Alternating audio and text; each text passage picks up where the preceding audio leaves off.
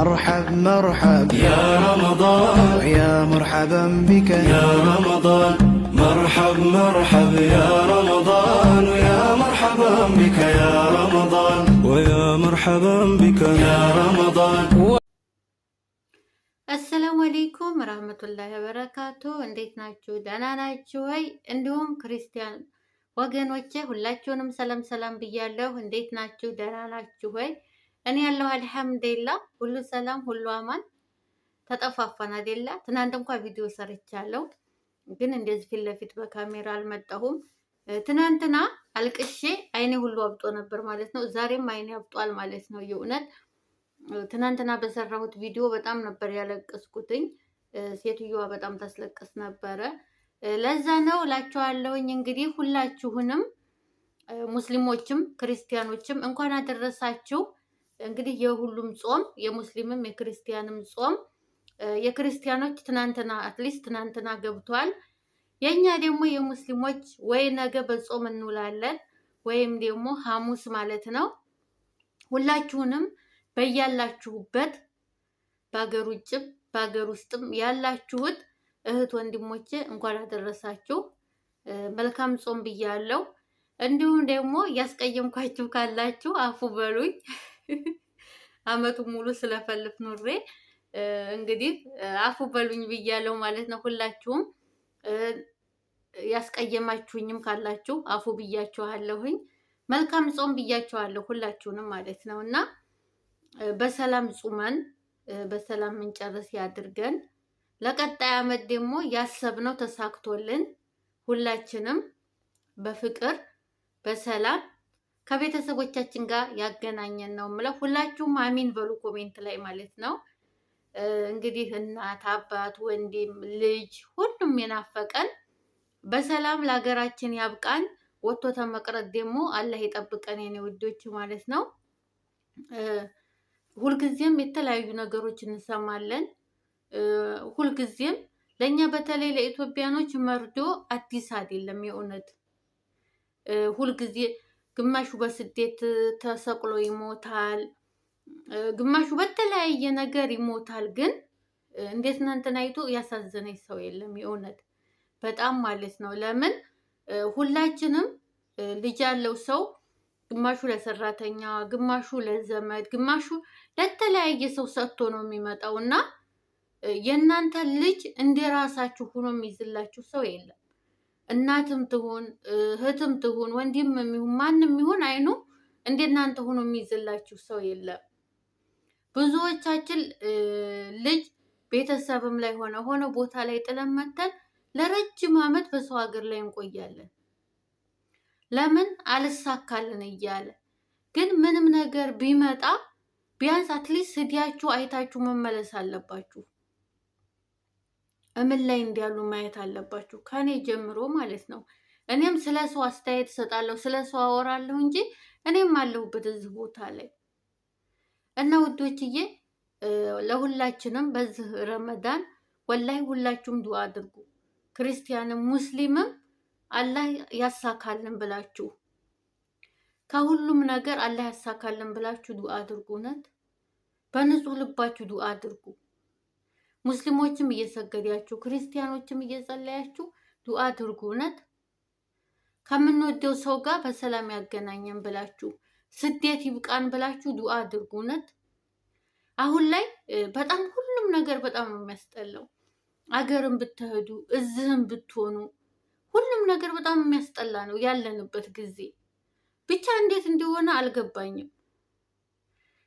እዚህ ሀዘን አለ፣ እዚህ ጦርነት አለ፣ እዚህ የኑሮ ውድነት አለ፣ እዚህ ጋር ደግሞ የምትሰሙት የተለያየ ነገር። በተለይ የኛ ኢትዮጵያኖች በጣም ከባድ ነው። ስትሞቱ ብቻ ነው ወይ ብለው ሊሮዷችሁ የሚሯሯጡት፣ ግን እንደዚህ እያላችሁ የሚረዳችሁ የለም። አሁን ለምሳሌ የሆነች ልጅ አለች፣ ሁልጊዜ እየወጣች ቪዲዮ የምትሰራለች። ግን እሷ ልጅ እስካሁን ማንም ሰው ዘወር ብሎ አላያትም። አሁን ይችል ነገ ጧት የሆነ ነገር ብትሆን ሁላችንም ፎቶዋን እየለጠፍን ቪዲዮ እንሰራለን። ባለን ሰዓት በተቸገርን ሰዓት ነው መረዳዳት ያለብን። ሁሉም ነገር ካለፈ በኋላ ያ ሰው ተሞተ በኋላ ወይ ከሞተች በኋላ የዛን የሰው ፎቶ እየለጠፍን ብንሰራው ምንም ዋጋ የለው። ያኔ የሚጠቅም ነገር የለውም። ለሟቹም ቤተሰብ የሚሆን ነገር የለም። ግን ሁላችንም ባለን አቅም በዚህ በረመዳንም በኦርቶዶክስም ጾም መርዳት ያለብን ሰው አንድ ብርም ትሁን ለተቸገረ ሰው ብዙ ነው።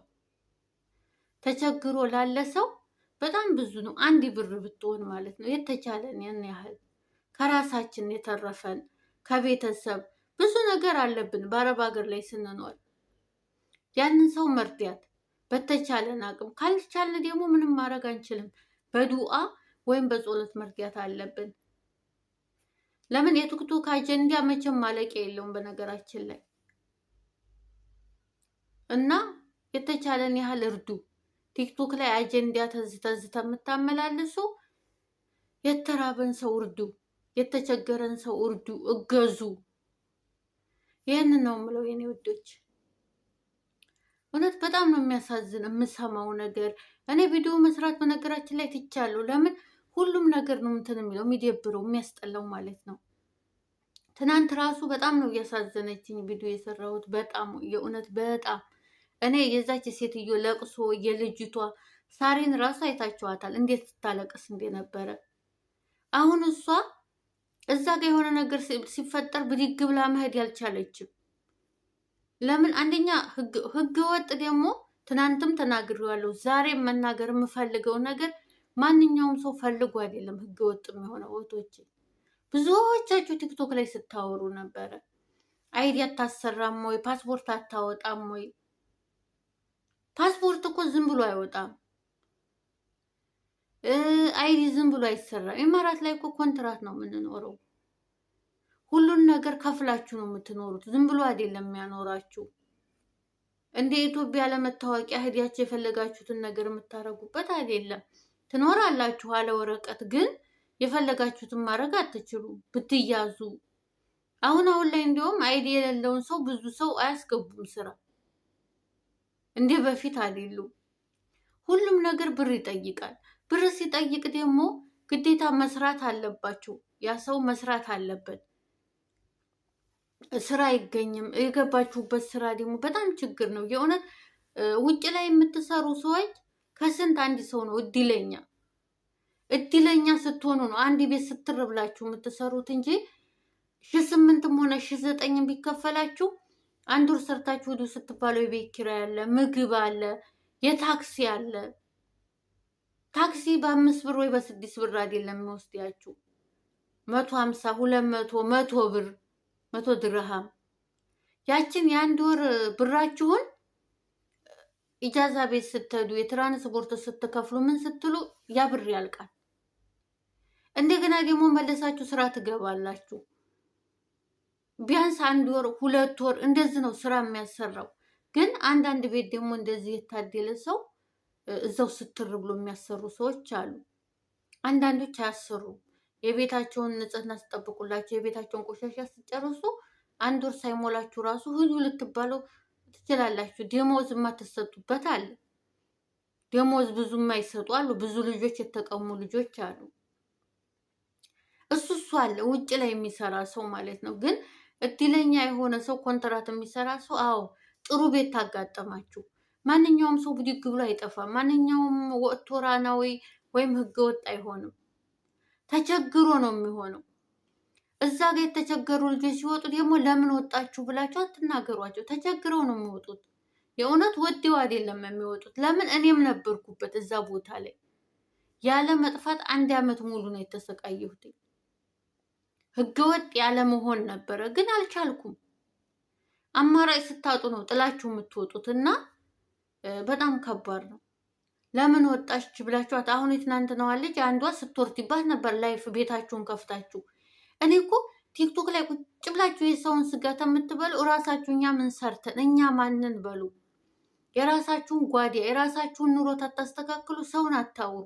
እዛ ጋር ልጇ ሞቶባት እንደዛ እየሆነች ለምን ብር አላስቀመጥሽም? ለምን ብር አዎ ብር ለምን አላስቀመጥሽም? አዎ ግን እንዲያልኳችሁ ነው። ህገወጥ ስትሆኑ ቋሚ ስራ ተለላችሁ የምትበሉት ሁሉ ታጣላችሁ።